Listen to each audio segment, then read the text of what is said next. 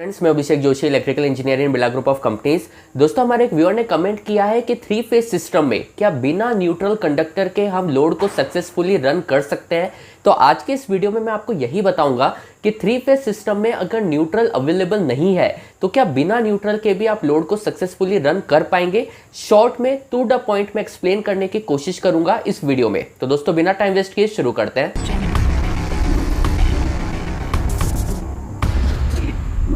तो दोस्तों, अगर एक लाइन में आपको बताना हो कि क्या बिना न्यूट्रल कंडक्टर के सक्सेसफुली लोड को रन कर पाएंगे, तो इसका जवाब है आप ये बिल्कुल कर सकते हैं। बिना न्यूट्रल कंडक्टर के भी आप 3 फेज लोड को इजीली रन कर पाएंगे और 3 फेज इंडक्शन मोटर इसका सबसे अच्छा एग्जाम्पल है।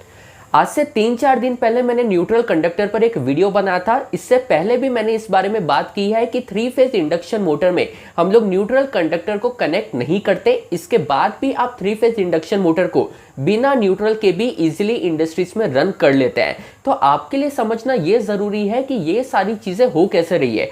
तो देखिए दोस्तों, मान लीजिए आपके पास एक 3 फेज स्टार कनेक्टेड ट्रांसफार्मर है और क्योंकि ये स्टार कनेक्टेड ट्रांसफार्मर है इसलिए हमारे पास न्यूट्रल अवेलेबल है। अब अगर हमारा जो लोड है ये बैलेंस है, इसका मतलब ये है कि आपके ट्रांसफार्मर का जो तीनों फेज है इसमें मान लीजिए 10-10 एम्पियर का करंट फ्लो हो रहा है। आर फेज में भी 10 एम्पियर है, वाई फेज में भी 10 एम्पियर है, बी फेज में भी 10 एम्पियर ही है।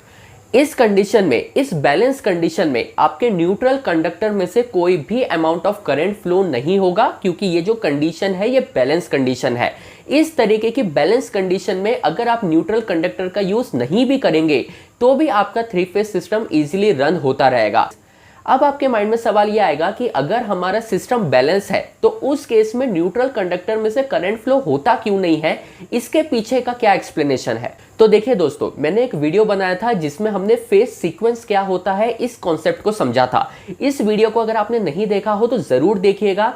फेज सीक्वेंस क्या होता है, उसका टेक्निकल कॉन्सेप्ट क्या होता है, ये आपके माइंड में पूरी तरीके से क्लियर हो जाएगा। क्योंकि देखिए, जब भी हम लोग फेज सीक्वेंस की बात करते हैं, अगर मान लीजिए कोई मोटर है या कोई ट्रांसफार्मर है जिसका फेज सीक्वेंस RYB है, तो इसका मतलब ये होता है कि सबसे पहले आर फेज अपनी मैक्सिमम पीक वैल्यू अचीव करेगा, उसके बाद वाई फेज अपनी मैक्सिमम पीक वैल्यू अचीव करेगा और उसके बाद बी फेज अपनी मैक्सिमम पीक वैल्यू अचीव करेगा।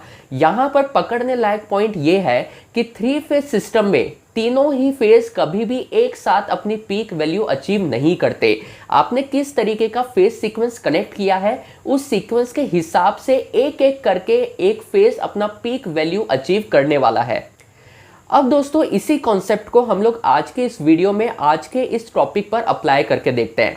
मान लीजिए हमारा ये जो 3 फेज का ट्रांसफार्मर है जिसके बारे में हम लोग अभी बात कर रहे थे कि तीनों ही फेज में 10 एम्पियर का बैलेंस लोड हमने कनेक्ट किया है।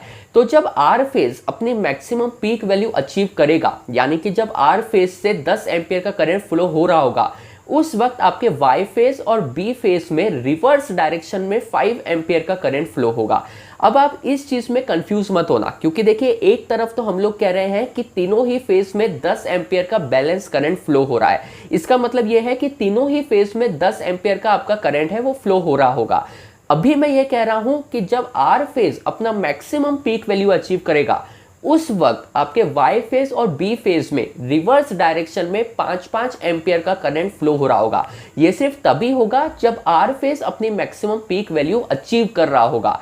तो अब आप इसको कैलकुलेट करके देखिए। अब अगर आप इसका समेशन निकालेंगे तो 10 -5 -5, क्योंकि हमारा जो 5-5 एम्पियर का करंट है ये रिवर्स डायरेक्शन में फ्लो हो रहा है, तो इसका जो समेशन होगा वो 0 हो जाएगा। और यही रीजन है कि न्यूट्रल कंडक्टर में से कोई भी अमाउंट ऑफ करंट आपका फ्लो नहीं हो रहा।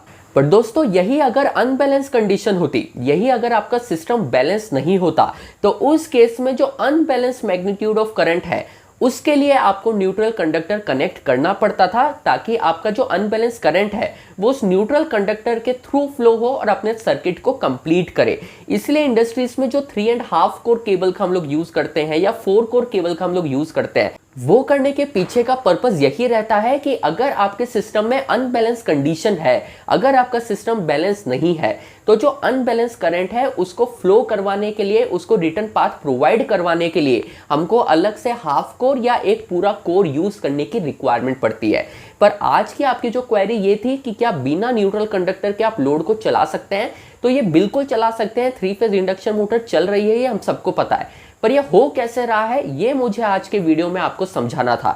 तो फेज सीक्वेंस क्या होता है उस वीडियो को आप जरूर देखिएगा कि कैसे एट अ टाइम एक ही फेज अपनी मैक्सिमम पीक वैल्यू अचीव करता है और उस वक्त जो बाकी के दो रिमेनिंग फेजेस है वो as a neutral path work करते हैं, as a return path work करते हैं और आपके सर्किट को कंप्लीट करते हैं। तो दोस्तों अगर ये पूरा कॉन्सेप्ट आपको समझ में आया हो कि किस तरीके से चीजें काम कर रही है तो मुझे कमेंट बॉक्स में बिल्कुल बताइएगा, और कौन से टॉपिक पर आप वीडियो देखना चाहते हैं आप मुझे सजेशन भी दे सकते हैं। इस चैनल को सब्सक्राइब कीजिए। मैं आपसे मिलता हूं कल ऐसे एक इंटरेस्टिंग टॉपिक के साथ, तब तक अपना ध्यान रखिए। Good bye.